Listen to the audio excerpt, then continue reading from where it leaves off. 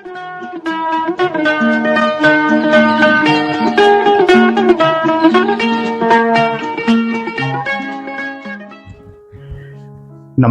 आदाब दोस्तों, आपके साथ मैं फराज हूं और चैनल है फिल्मी फराज।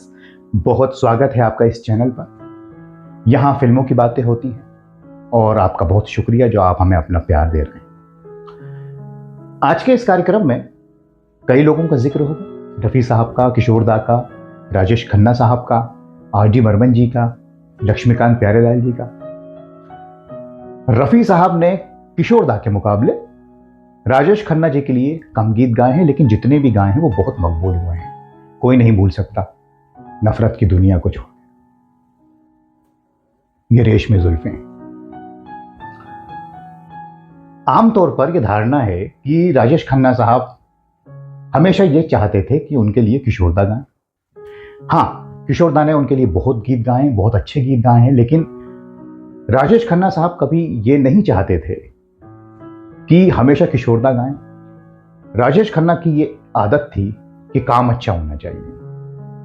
मैं आपको 2 एग्जाम्पल देता हूं। हाथी मेरा साथी में नफरत की दुनिया रफ़ी साहब ने गाया, राजेश खन्ना साहब बहुत खुश हुए, गीत कितना मकबूल हुआ। आनंद फिल्म में किशोर दा ने नहीं गाया है राजेश खन्ना के लिए, मन्ना डे मुकेश जी ने गाया है। जब ऋषि दा ने कहा, सलील दा ने कहा कि इन दोनों की आवाज ज्यादा सूट करेगी, तो राजेश खन्ना फौरन मान गए। ये नहीं कि किशोर दा गाएंगे।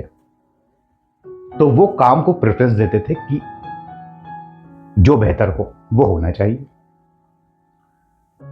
राजेश खन्ना साहब की एक फिल्म में रफ़ी साहब ने ज्यादा गाने गाए, एक क्या और भी फिल्में हैं, लेकिन मैं जिसका जिक्र कर रहा हूं, और इस फिल्म में किशोर दा ने एक ही गीत गाया है। खुद राजेश खन्ना साहब ये चाहते थे कि ऐसा हो, क्योंकि उन्हें समझ थी संगीत की जो पहले फिल्में आ चुकी थी। 2 रास्ते को अगर हम याद करें, आराधना के साथ ही जो आई थी, रेशमी जुल्फें, छुप गए सारे नजारे, रफ़ी साहब ने गाया। लक्ष्मीकांत प्यारेलाल का संगीत। इसी तरह से एच.एस. रवेल, जिन्होंने मेरे महबूब बनाई 1963 में, नौशाद साहब का संगीत था, फिर संघर्ष बनाई। मुस्लिम बैकग्राउंड्स की फिल्में वो ज्यादा बनाया करते थे। तो रवेल साहब ने जब राजेश खन्ना को लेकर फिल्म अनाउंस की, महबूब की मेहंदी, तो ये सोचा कि नौशाद साहब का संगीत ले लेते हैं, मुस्लिम बैकग्राउंड की फिल्म है, नौशाद साहब अच्छा संगीत देंगे, देते भी थे, वैसे भी उनका संगीत अच्छा था। लेकिन राजेश खन्ना उन दिनों सुपरस्टार हो चुके थे, तो उन्होंने कहा रवेल साहब से कि जनाब कुछ अर्ज करूं। तो रवेल साहब ने कहा जी, हो सके तो इस फिल्म में लक्ष्मीकांत प्यारेलाल का संगीत लीजिए, क्योंकि 2 रास्ते हिट हो चुकी थी, ये रेशमी जुल्फें।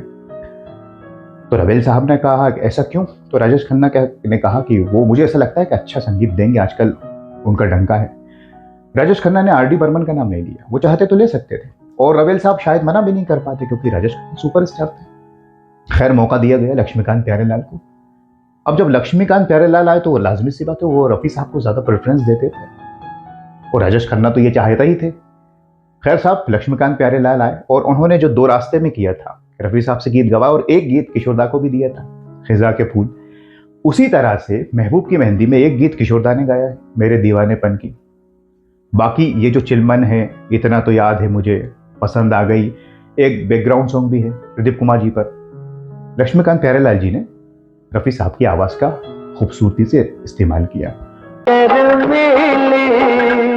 दुल्हन है हमारी, पसंद आ गई है एक काफिर हसीना, उम्र के पर्दा उठ जाए, शायद याद आ जाए। इतना तो याद है मुझे कि उनसे मुलाकात, रंग लहू का लहू पहचानता है, मेरे दीवानेपन की दवा।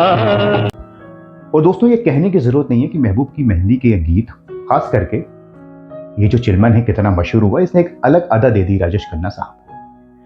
तो राजेश खन्ना साहब जो चाहते थे वही हुआ, और गीत और संगीत इस फिल्म का बेहद मकबूल रहा।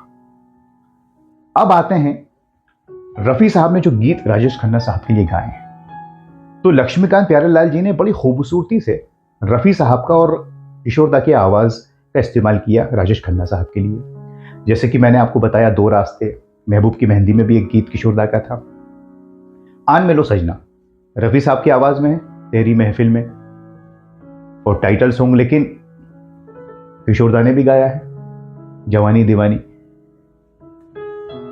कॉम्बिनेशन ऐसा रखते थे लक्ष्मीकांत प्यारेलाल की जो देखने वाले, उन दिनों ये हो गए थे राजेश खन्ना मतलब किशोर कुमार मतलब राजेश खन्ना, उनको भी अच्छा लगे और रफ़ी साहब की आवाज़ का भी इस्तेमाल करते थे। और कोई ये नहीं कह पाता था कि ये आवाज़ जब नहीं रही है। रफ़ी साहब क्योंकि कॉपी करते थे इंसान को, वो राजेंद्र कुमार हो, राजेश खन्ना हो, धर्मेंद्र हो, उस हिसाब से गाते थे। शम्मी कपूर हो, लगता था कि हीरो ही गा रहा है। ये रफ़ी साहब की जो खूबी रही, ये हम जानते हैं दोस्तों। तो यही उन्होंने राजेश खन्ना साहब के लिए किया।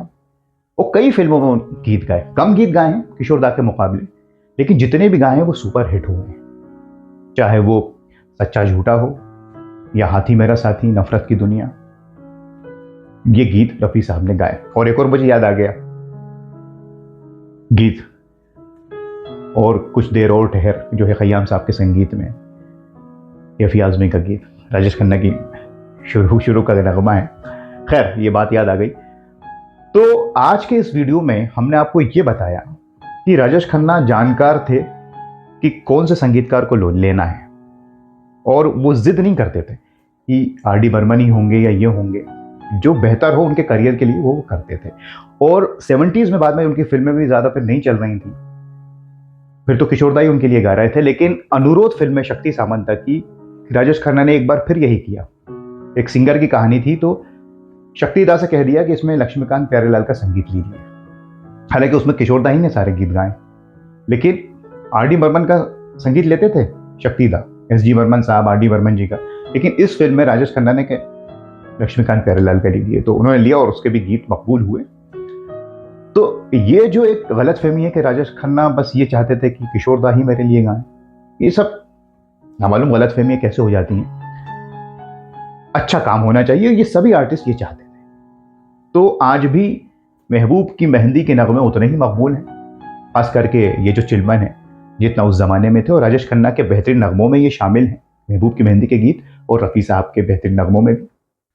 तो दोस्तों, आज के इस कार्यक्रम में हमने इन महान कलाकारों को, रफ़ी साहब को, राजेश खन्ना जी को, किशोर दा को, लक्ष्मीकांत प्यारेलाल जी को, आर डी बर्मन को, इन सबको याद किया।